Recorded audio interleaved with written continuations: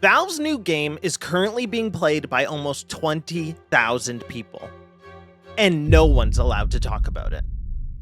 Valve is a legendary gaming studio, responsible for some of the most groundbreaking and genre-defining games ever made.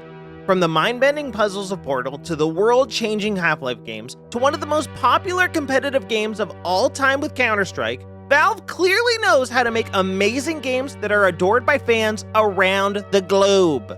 It's why even when they seem to do everything in their power to avoid giving us Half-Life 3, a game we've been waiting an eternity for, we still love them.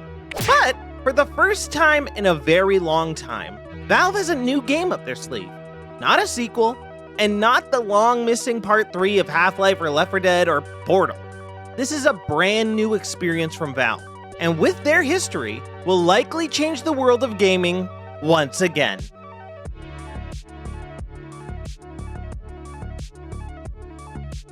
But in order to know why it's such a big deal, first, we have to go back all the way to 1998. This is Half-Life, and it's the game that introduced us to Valve, and in the process, redefined the first-person shooter genre. Its deep narrative, unique and immersive world design at Black Mesa, and at the time, groundbreaking graphics and gameplay made it stand out far beyond anything else that was available. Half-Life is a game that changed the entire industry, and really showed players and developers what's actually possible in the world of gaming. But they didn't stop there. They just revolutionized single-player gaming, and now they had to bring multiplayer to the next level. And in back-to-back years, Valve released Team Fortress and Counter-Strike.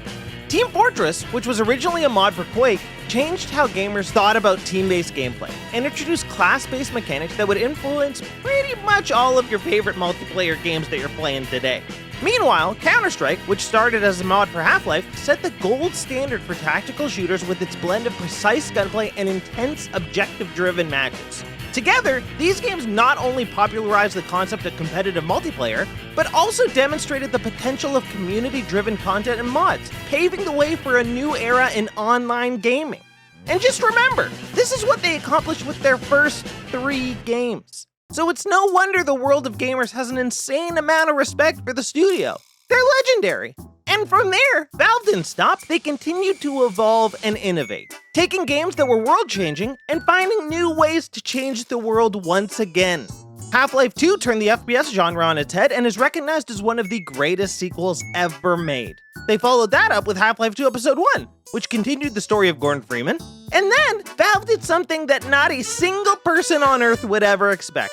They released Half-Life 2 Episode 2, Team Fortress 2, and their new puzzle game Portal, all on the same day in the legendary Orange Box. Imagine a release like that. 3 insanely high-quality 10 out of 10 experiences given to you on the same day for one low price. Actual insanity. So do you get why I'm saying that people love and respect Valve?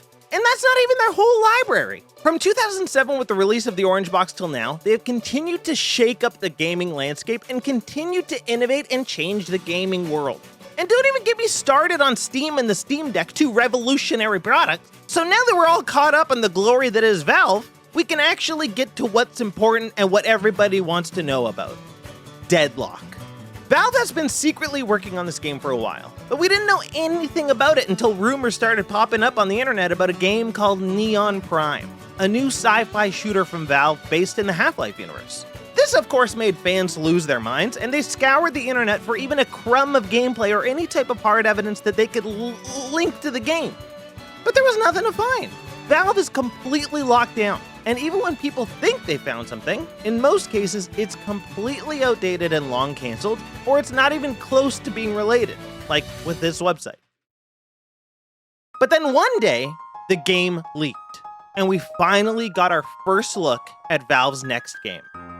This is Deadlock. Deadlock is a 6v6 team-based third-person shooter MOBA-style game, where you choose a hero with unique abilities and fight down a lane with your minions and kill towers and push back the enemy. Sound familiar? It's 'cause it is. It combines elements of games you hate, like League of Legends, with games you kinda love, like Overwatch and, I guess, Smite. Except now, because it's got that Valve magic thrown in there, it means that this game is actually gonna be special, and it's gonna be better than all those other games. And the reason we know so much about the game already is not just because of the leaked gameplay. It's because on August 12th, 2024, The Verge decided they would reveal the game for Valve with an article titled, "We Played Valve's New Shooter, Deadlock." Quoting the article on The Verge, they said, "There's no downtime. It's a constant war between your team's troopers and the enemy team's troopers, which keep respawning and advancing on enemy positions wave after wave. But they can't break through unless the human-powered heroes lend them a hand with powerful weapons, abilities, and upgrades. Each match gets deadlier and deadlier as you unlock your hero's abilities and buy skills, many of which give you more damage per second. Others provide lifesteal, shielding, and more. Every character also has strong and light melee attacks, and you can parry an incoming melee attack to stun your opponent. It helps that there are a lot of ways to dodge enemy bullets and traverse the map. You can slide, dash, air dash, dash jump, double jump, and mantle up to ledges. Each of the game's 4 lanes also has an aerial tramway that lets you hitch rides into and out of the fray. And even in this early development build, there are already 20 different heroes, plenty of which look like ones you'd probably enjoy playing.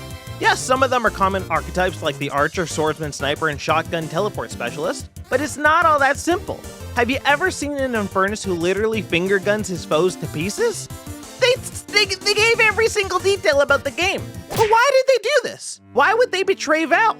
Everyone else that was playing the game is keeping quiet, except for those few leaks on YouTube, so what's their reasoning? Well, right at the top of the Verge article, they state that they're not under any sort of NDA, and that there's just a brief message that pops up in-game asking you not to share any information about it with anyone. And they're right, it's not an NDA. They're not legally obligated to keep their mouth shut. And with the ability to so easily invite friends to the game, it's like Valve is practically begging for other people to leak something. Especially when you got potentially up to 200,000 people already invited to this game. But here's the thing. Be cool, man. Of course, anyone can easily post gameplay like so many have done on YouTube, but Valve is saying it's not ready for the masses yet. So be cool and shut the hell up until we're ready to actually reveal it ourselves. It's a type of gentleman's agreement that everyone is happy to follow, except The Verge. So not only did they write this big article that spawned the creation of a bunch of other articles, all drawing attention to a game that Valve isn't ready to share with the world, it also got The Verge banned in the process. Valve wanted you to shut up, and you didn't listen, so bye-bye, there's your consequence. The problem now is that Deadlock is basically an open secret. More articles keep popping up, more gameplay footage keeps popping up, and more people are starting to form an opinion on a game that is unfinished and they haven't even played. They literally tell you straight up when you boot the game. This game features unfinished art and experimental gameplay. And what they mean by that is don't start judging everything about the game already, because things are gonna change. And now thanks to The Verge and these other outlets, people are already being dumb. It's like no one respects the bro code anymore, and everyone is just after quick clicks and clout farming and rage baiting. You want to know why the 20,000 people actively playing didn't leak Deadlock?